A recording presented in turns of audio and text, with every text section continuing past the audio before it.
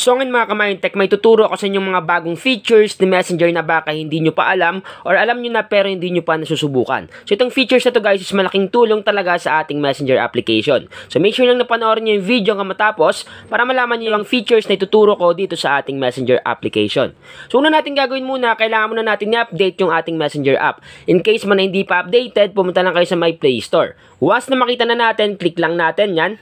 Then, pag andito na tayo sa Play Store, pumunta naman tayo sa may search bar or search engine sa taas. So, eto yon, click lang natin. Then, i-type lang natin dito yung Messenger.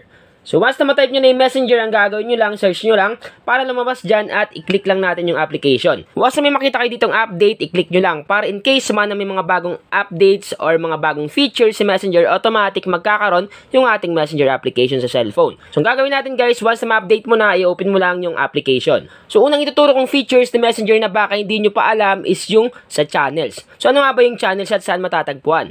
So, once na nag-open ka na Messenger, automatic makikita mo dito yung mga friends nyo at yung mga chats nyo. Ngayon, ang gagawin nyo guys, para mapunta kayo sa may channels, i-click nyo lang. So, click lang natin itong channels. So, automatic makikita natin dito yung mga communities at mga group na kasali yung ating account. Dito mo lahat makikita yung mga sinalihan ng mga groups. Kung may mga groups kayo sa mga tropa nyo, or may mga groups kayo sa mga games, sa mga businesses, and so on and so forth. So talagang dito mo makikita yung mga communities and mga group na kasali yung inyong account. At para makita nyo lahat ng mga groups nyo, ang gagawin nyo lang, i-click nyo lang tong see all dito. Once na maklik mo na yung see all, automatic lalabas dyan yung mga communities and mga groups na kasali ang inyong account. So, pangalawa namang features ni Messenger na baka hindi nyo pa alam is yung highlights. Yung highlights is matatagpuan sa may bandang baba, katabi ng chats and ng people. At sa ibang device naman, nakalagay dito parte sa may bandang kanan. So, nakadepende pa rin guys sa pag-update ng inyong Messenger kung lalabas ang highlights sa inyong cellphone.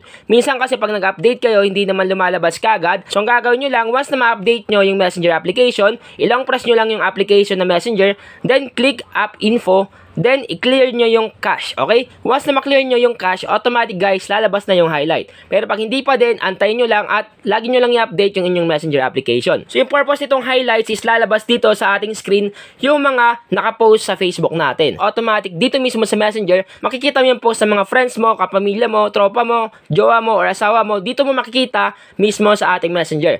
Lahat ng mga post na mga importante, automatic guys, i-highlights yan dito sa Messenger. So, yun yung dalawang features ni Messenger na baka hindi nyo pa alam or hindi nyo pa nasusubukan. So guys, try nyo na i-update ang inyong Messenger kung wala pang highlights at wala pang channels. At kung hindi pa, gawin nyo lang yung sinabi ko guys na ilong press nyo yung Messenger application, then i-click nyo yung App Info, then hanapin nyo yung Clear Cache, okay? So once na maklear nyo na yan, automatic lalabas na dyan yung highlights at channels. Pero kung hindi pa talaga lumabas, ang gagawin nyo lang, i-update nyo lang ng i-update para lumabas na yung mga bagong features ni Messenger.